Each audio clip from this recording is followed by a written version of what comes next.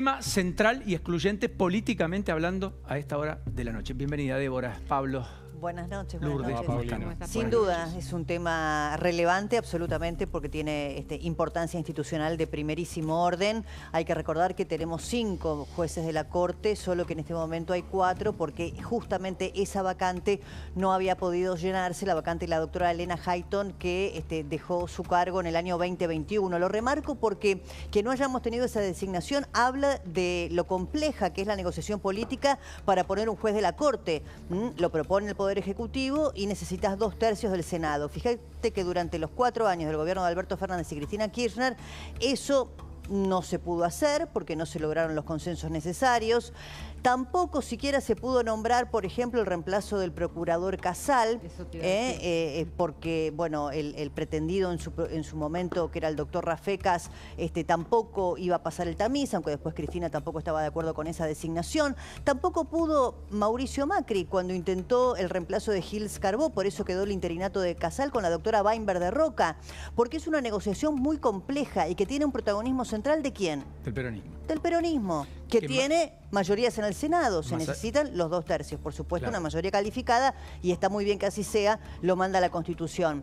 Ahora... necesitas 48 voluntades, 33 manos son del peronismo. Exactamente. No hay mucho antecedente, te diría, no hay casi ningún antecedente de un juez de Comodoro Pi propuesto para integrar la Corte Suprema de Justicia. El único antecedente que se me ocurre es el que te decía recién de Rafecas como procurador, que no prosperó, y el caso del doctor Torres en la Corte Suprema bonaerense. Acá... impulsado por Vidal. Sí, me parece que va a jugar un rol muy importante también Cristina Kirchner. Habrá que ver, más allá de la decisión que ha llevado el presidente Milei a avanzar sobre las postulaciones de las vacantes que se van a producir, una ya está... efectiva y la otra cuando el doctor Maqueda cumpla 75 años o eventualmente antes si él decide dejar el máximo tribunal. Digo que independientemente de la iniciativa política del presidente Milei, acá lo relevante es ver qué tipo de negociación hay en el Senado y qué está esperando Cristina Kirchner. ¿Vos pensás que las causas de Cristina van a terminar en la Corte? Pensá también que Cristina intentó por todos los medios enjuiciar a la Corte Suprema de Justicia durante los 4 últimos años en los que estuvo en el poder como vicepresidenta y no lo logró. ¿Por qué no lo logró? Justamente porque se encontró con un tribunal probo, donde era difícil entrar a través del jury, a través de todas las maniobras y las presiones que hicieron. No tenía mayoría en el Senado tampoco. Tampoco, pero además las presiones, vos sabés que hubo incluso, se vulneraron el secreto fiscal de muchos magistrados, digamos, hubo todo tipo de presiones y no se pudo. Lo mismo pasó con el doctor Casal. Todo tipo de presiones para pedirle al doctor Casal que está interinamente como procurador. Ahora, si el peronismo logra una mayoría uniforme, digamos, para apoyar estos nombramientos, habrá que leerlo como una señal de Cristina Kirchner, ¿no? Sí, y básicamente vinculada a la impunidad. A ver, falta elegir un procurador. Ya te voy a pedir precisiones, además de cómo sigue el circuito Lourdes, pero falta elegir un procurador, falta elegir jueces de la Corte, falta elegir eventualmente reemplazos en Comodoro Pi, si es que va Ariel dijo, pues se abre una vacante. Pero hay muchas vacantes ya en Comodoro Pi, Paulina. De hecho, ya tiene. ¿Cuántas hay? Tenés la de Canicova Corral, tenés la de Bonadío, tenés la de Rodríguez. Ahí ya tenés 3. Que todas están con subrogancias, digamos. ¿Sí? Y la de Torres, perdón. Claro. 4. Están todas con más la eventual del hijo serían 5. ¿Sí? Casi la mitad de todo Comodoro Pi. ¿Sí? Tiene 11. 12. Pero si no nos ponemos de acuerdo para nada en la política argentina en el último tiempo, me cuesta pensar cómo se va a normalizar la justicia en este contexto. Por todo lo que hay para negociar, tal vez. Bueno, yo pensé que a la Corte tenían que ir los mejores jueces. Me da pena que surja todo esto de una negociación al estilo que vos sugeriste al principio del programa. Además de todo lo que dijo Débora Plager. Desmienten la negociación, Mayán dice que no está consensuado. Igual dijo su nombre muy poderoso. Está bien, pero... En Comodoro Pi es el componedor de Comodoro Pi, porque todos los jueces van a consultarle a Ariel Lijo. Él es el creador de AJUFE. AJUFE, yo los contaba fuera de aire, es la institución que organizó el encuentro en Rosario con todos los jueces, entre ellos los jueces de la Corte Suprema. Sí. Hace 2 años. Es un hombre con mucho poder. Atención con esto. Vos mirá esta situación. Si Lijo queda en la Corte Suprema, bueno, tendremos que hablar de una negociación y un acuerdo con las características que estamos sugiriendo.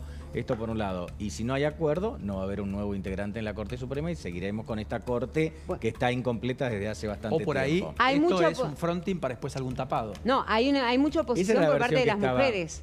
Porque las mujeres juezas hoy hicieron un comunicado. Jimena de la Torre, que es consejera de la magistratura, por el PRO también hizo lo suyo, y otras tantas mujeres diciendo, se supone que si se iba Hayton de Nolasco tenía que asumir una mujer en su lugar. ¿Van a haber todos los hombres? Bueno, hasta ahora nada te dice que es obligatorio que haya una mujer. Pero el decreto que reglamenta cómo es el procedimiento para elegir jueces de la Corte es el 222 de Néstor Kirchner del 2003, que sugiere que debe tenerse una mirada vinculada a la equidad de género y a la equidad demográfica y geográfica, amén de un montón de otras cosas, que abre el capítulo para lo que la coalición cívica va a hacer, por ejemplo, en sentido opuesto, que es oponerse al nombramiento de Ariel Lijo, es decir... Sí, pero en ese caso no por cuestiones de género. Ahora vos fíjate, hasta ahora cómo funcionaba la Corte, que estaba integrada por 4 de los 5 miembros, ¿no? Había una suerte de mayoría, de hecho, entre el doctor Rosati, el presidente de la Corte, Makedi Rosenkrantz, y solía quedar Lorenzetti en soledad, digamos, en la toma de decisiones o en el posicionamiento. Ariel Lijo es cercano a Lorenzetti, por lo tanto habría una reconfiguración, si querés, de las mayorías en la Corte. Y paralelamente también me parece interesante marcar que me parece que esta decisión de Milei de acelerar con el tema del nombramiento del la eventual vacante en la Corte tiene que ver con este plazo que Milei estaba esperando para algún pronunciamiento en relación, por ejemplo, con el DNU.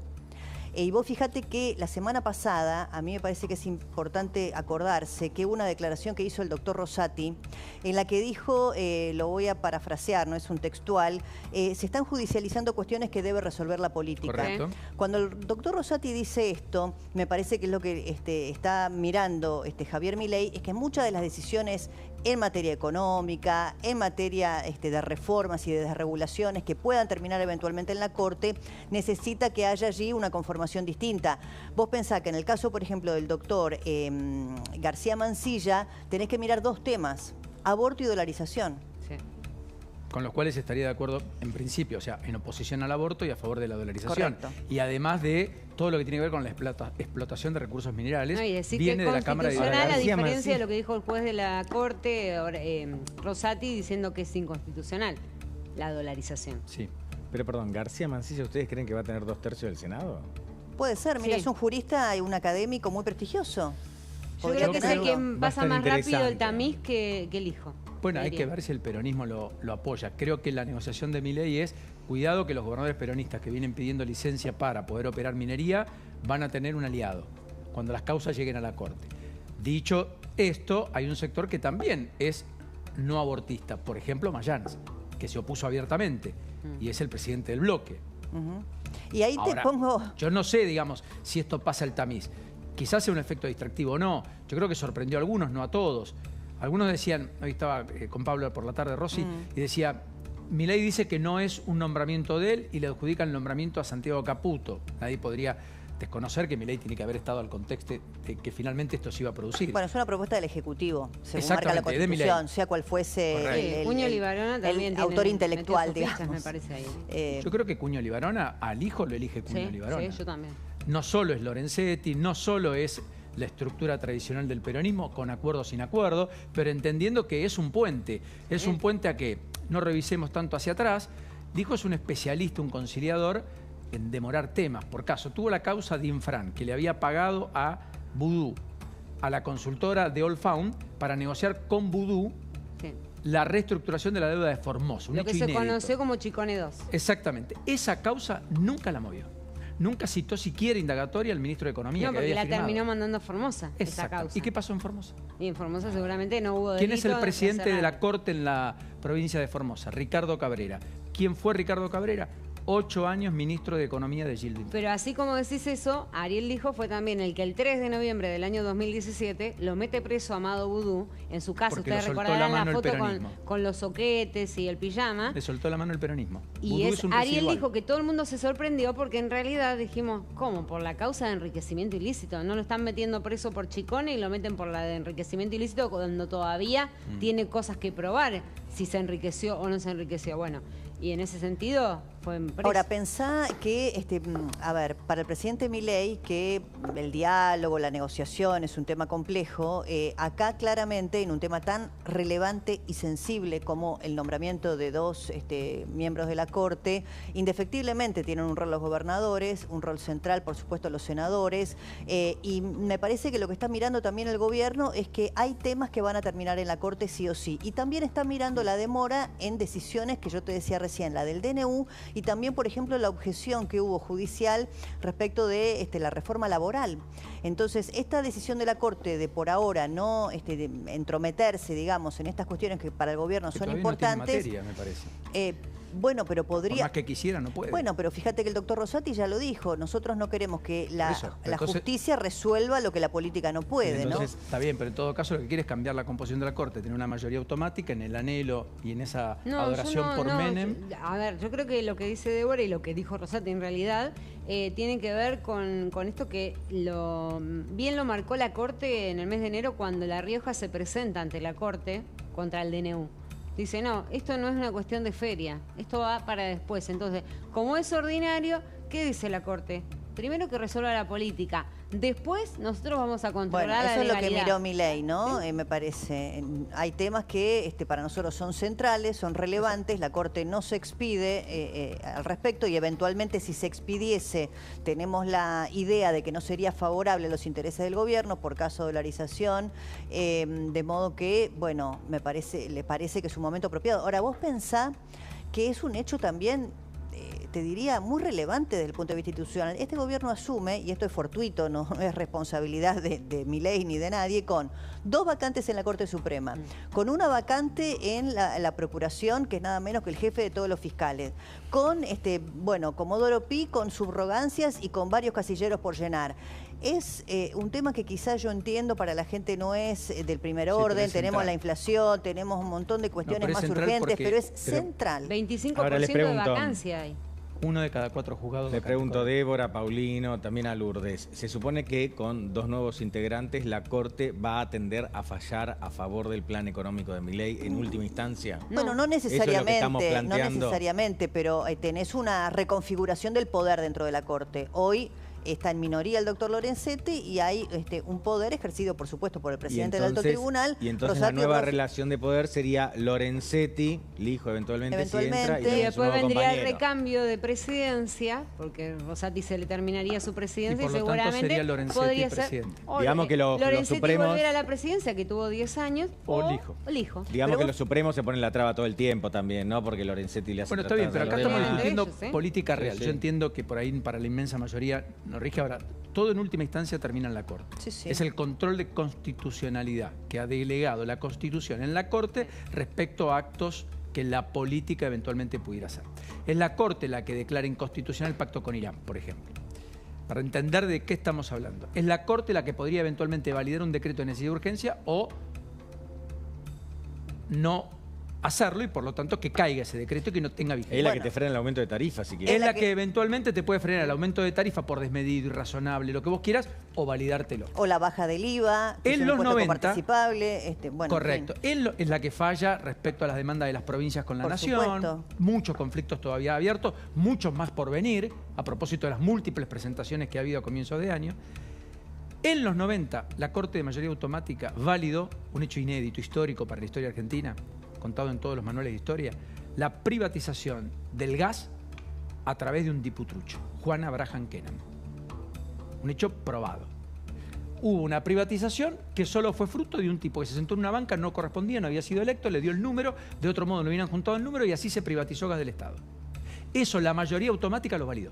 Ahora, me hiciste acordar algo a propósito. Entonces, cuidado con estas cosas cuando uno trastoca, porque la seguridad jurídica para las inversiones, está Pierpaolo Barbieri, un reto voy a conversar con él, titular de Igualá, uno de los unicornios de la Argentina. tipo que se pasea por el mundo buscando inversión y un tipo que vive en la Argentina, eligió vivir en Argentina y entiendo hasta donde sé que es optimista.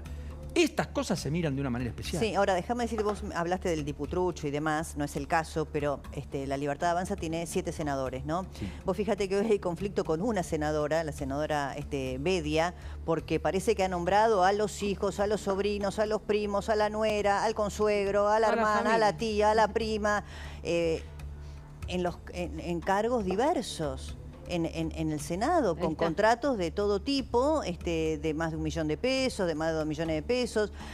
Ahora, Bedia, 3 hijos, su nuera, sus hermanos, sus sobrinos y su cuñada. Bueno, y le parece que le daba puestos incluso en despachos de otros senadores, también de la Libertad Avanza, que van a tener que explicar qué función cumplían los tíos, los primos, los hermanos, los abuelos de la senadora Bedia. Ahora, lo remarco porque cuando llega esto a oídos de la Casa Rosada, lo que han dicho es que la senadora Bedia lo primero que tenía que hacer era retrotraer todos estos contratos y dejarlos sin efecto, o en el contrario, dejar la banca. Ahora, vos pensás que hay 7 bancas, que cada voto cuenta y que acá estamos hablando de un tema muy importante, que es nada menos que el nombramiento de jueces de la Corte, ¿no? Sí.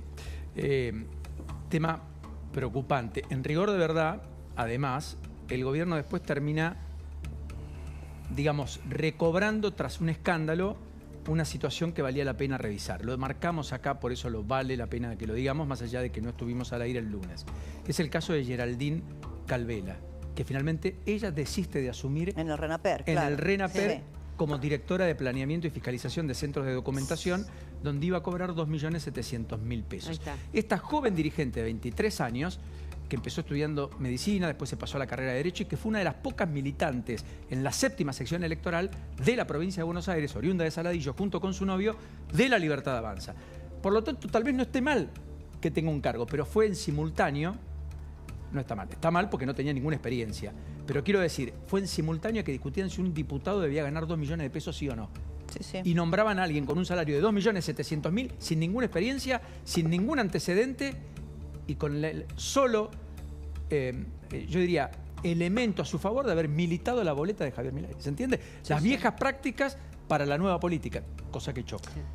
También Milei sigue teniendo el problema de que no tiene gente para ocupar todos los cargos que tiene en este momento el Estado. Hay muchísimos cargos que no están ocupados, hay áreas que no se están gestionando. Y que complican la gestión. Perdón, hay áreas con presupuesto, que incluso dinero que viene de afuera, que ya está garantizado, que no se está utilizando porque Milei, que tiene claro que le falta gente, decidió gestionar con prioridad algunas áreas y otras no tanto. Ahora, hablando de eso, Pablo, de todas maneras hay un Milei, ese no sé qué, hay un enorme atractivo en el exterior, hay una enorme expectativa en la Argentina. Fue Paolo Roca el que acaba de decir en Houston, en los Estados Unidos, una frase muy fuerte de apoyo, de respaldo. Paolo Roca dijo algo así como, lo quiero el textual: tengo muchas esperanzas en Javier Milei. Ahí está. Tengo muchas esperanzas puestas en el nuevo presidente.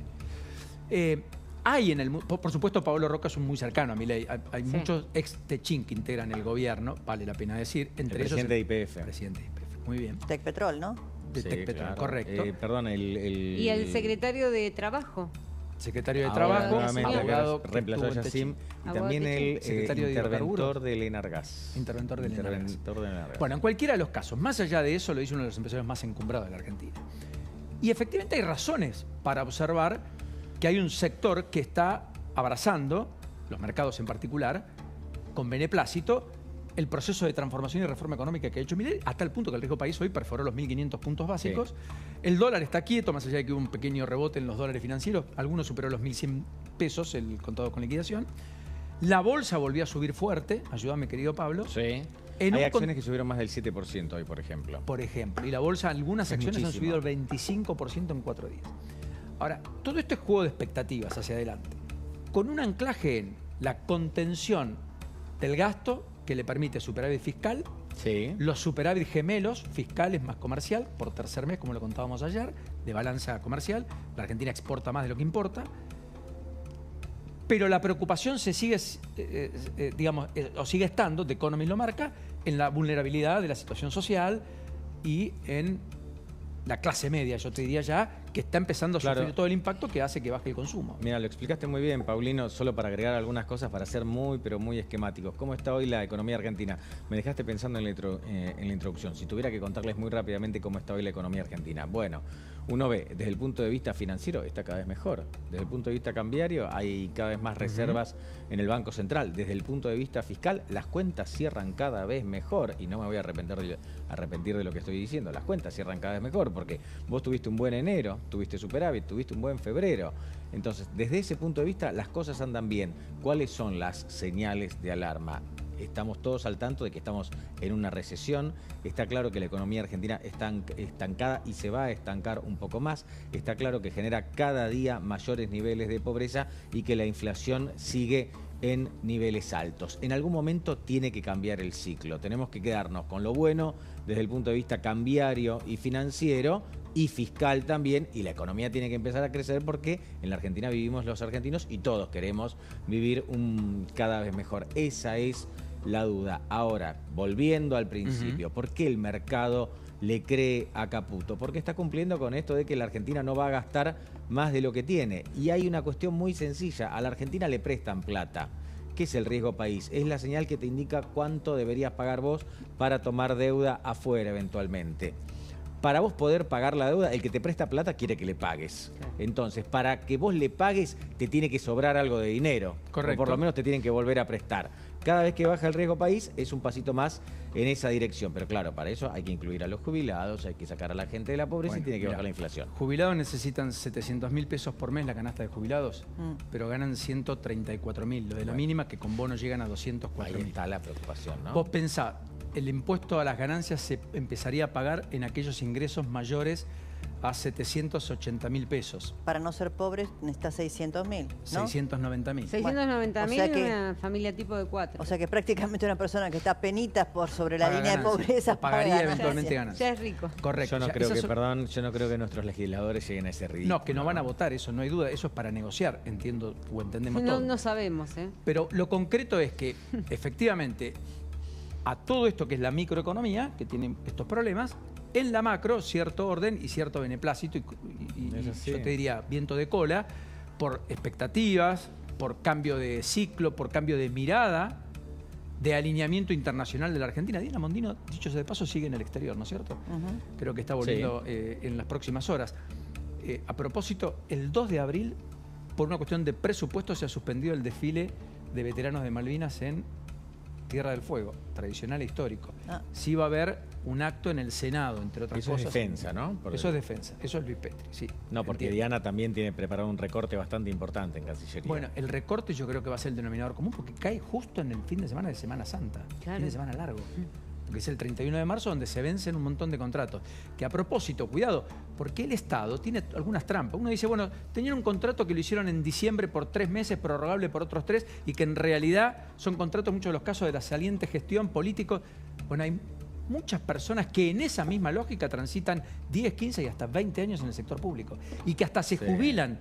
Exacto. Participando de esa lógica. Bueno, es lo que pasó el año pasado. Ni bien asume Milei que los primeros, digamos, no renovación de contratos, en muchos casos había personas que estaban hace 10, 15, 20 años, pero como están en una situación en negro, porque el Estado los tenía en negro al no ponerlos como empleados, bueno, ¿qué pasaba? Cada año firmaban un contrato. Entonces se tomó el último contrato que se hizo. Sí. Bueno, muchas de los anuncios que ha hecho el gobierno respecto de cierre de determinados organismos y demás,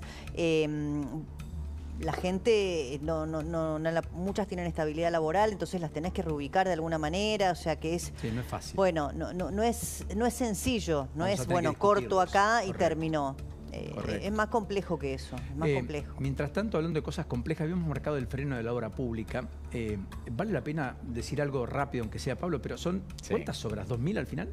Mira, esto es algo histórico. Yo nunca vi algo parecido, pero desde fines de 2023 hasta fines de febrero pasado dejaron de recibir dinero 2.000 obras en total, con lo cual es una caída superior al 80%. Concretamente, en realidad, Paulino, la caída 87%. Es cercana al 90%. Es decir, vos tenías un poco más de 3.200 obras en funcionamiento, se dejó de recibir fondos, es decir, el Estado Nacional dejó de financiar el equivalente a más de 2.000 obras públicas. Esto es una parte importante del ajuste. Esto es lo que Milei llama realmente la motosierra. Tenemos la licuadora por un lado, el ejemplo son los jubilados, ellos lo saben perfectamente, y la motosierra viene por este lado, por el de la obra pública.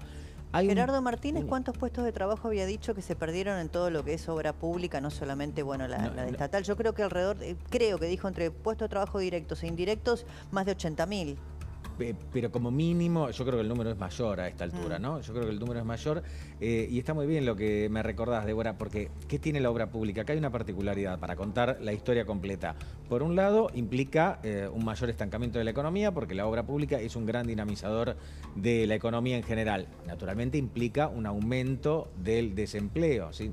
Se deja de crear empleo. También es cierto que le representa al Estado Nacional un ahorro importante, que entonces deja de financiarse o por deuda o por emisión y entonces tiene que tener un correlato positivo en la inflación. Digo, no es todo bueno o todo malo. A mí me encantaría que la Argentina tuviese dinero para hacer muchísima obra pública.